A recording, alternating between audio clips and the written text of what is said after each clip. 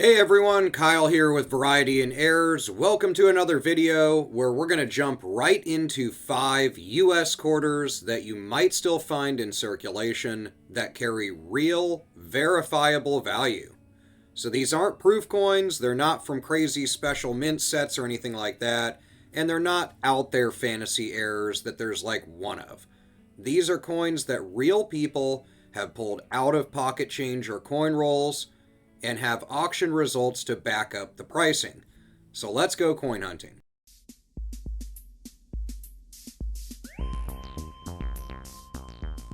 The first one we're going to talk about is the 2009 Virgin Islands quarter. This one has a double die obverse, so it's right on the front of the coin. These are really well known. There's a great variety here that has noticeable doubling on the obverse, particularly in the motto, "In God We Trust," and in Liberty.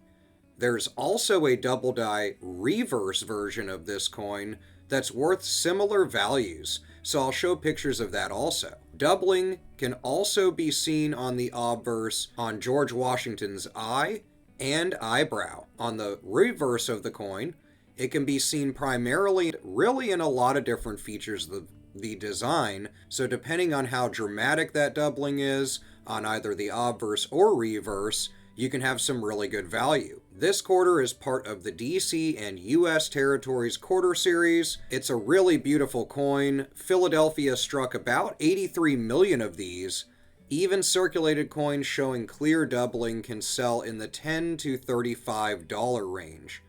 A PCGS graded MS65 can usually fetch around $90 to $150, while an NGC graded MS65 also values at around the same price. Sales for strong examples have ranged from $25 in lower MS grades to close to $200 when you're getting an almost pristine condition. Whenever you find a Virgin Islands quarter, make sure to use your loupe to carefully inspect the obverse and reverse, lettering and designs, especially in the motto and the more intricate details on the reverse.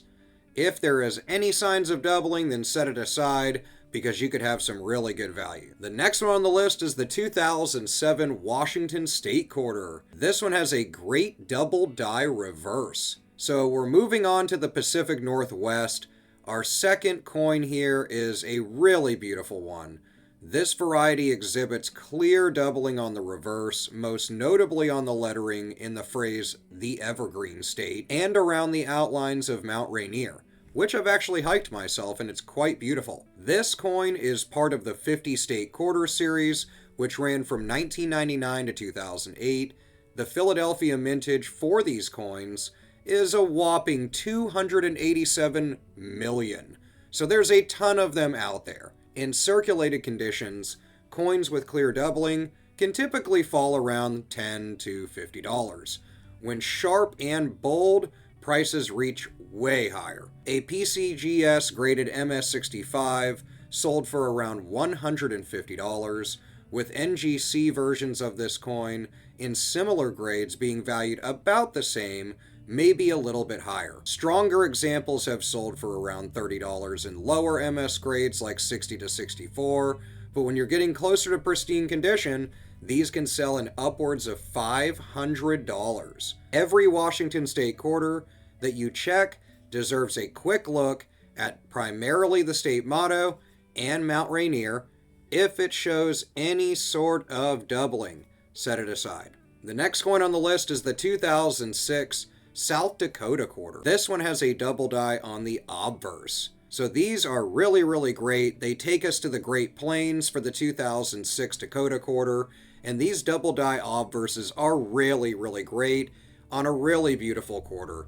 This variety shows doubling on the obverse, primarily affecting the motto "In God We Trust," the word "Liberty," and subtle features like George Washington's portrait. This coin is also part of the 50 State Quarter series that ran from those same years of 99 to 08. The Philadelphia mintage for these is another huge number at 261 million. Now in circulated grades, these run around $8 to $25 or $30, but bold doubling brings their grade generally up to the mid-MS grades, and when slabbed that way, they can go for close to $100 from both PCGS and NGC. Sales for stronger examples, though, can reach in upwards of $180 to $200. So keep an eye out for subtle raised lines in the obverse lettering, especially if the coin looks unusually sharp for wear. The next one is the 2007D Utah quarter. Now we're back on the reverse of the coin with a double die. This is another one of those great quarters.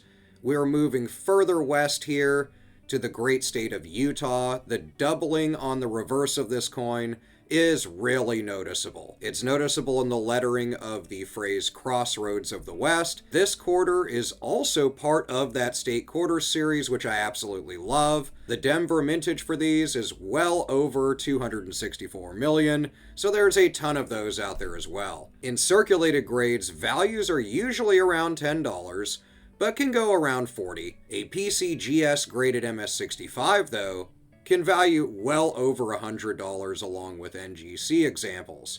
So strong examples that have really good doubling have sold for well over $400 though. So whenever you pick up a Utah quarter, spend a few extra seconds on it, look at the reverse letters and details. If they look doubled, if they look blurry, bust out that loop, plug in that USB scope, and take a closer look.